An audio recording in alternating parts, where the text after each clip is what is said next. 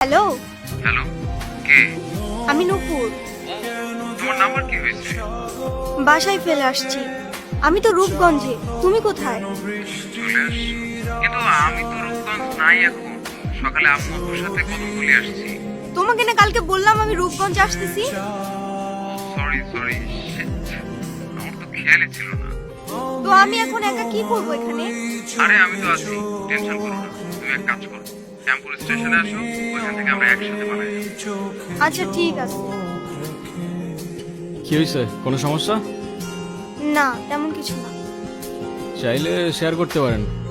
না মানে আপনি কি আমাকে একটু শ্যামপুর স্টেশনে পৌঁছে দিতে পারবেন?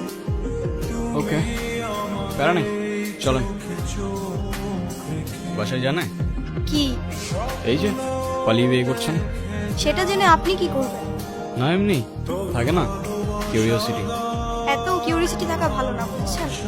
না আজকাল তো 2 দিনে ভালোবাসা হয়, 3 দিনে পালানোর পর 4 দিনে ডিভোর্স হয়ে যায়। তা আপনার কত দিনের রিলেশনশিপ? অনেক দিন। ও আচ্ছা, তাহলে ঠিক আছে। আপনার কল আসতেছে, কলটা ধরেন। কি হলো, কলটা ধরেন।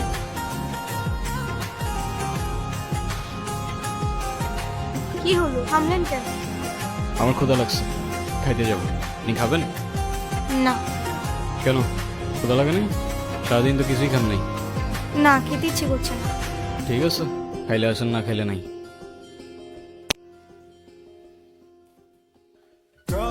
আচ্ছা, আপনি কি মানুষ বলুন তো? একটা মেয়ে না করলো আর সাথে সাথে তাকে রেখে চলে আসলেন। আপনি জানেন না মেয়েরা একটু লাজুক প্রকৃতির হয়? আপনি তো আরো 2-3 বার জিজ্ঞেস করতে পারতেন, তাই না? আপনার ভাগ্যটাও ভালো, আমি আপনাকে 2 বার জিজ্ঞাসা করছি। তা না হলে একবারের বেশি 2 বার আমি কাউকে বলি না। বসেন, কি খাবেন? কিচ্ছু না।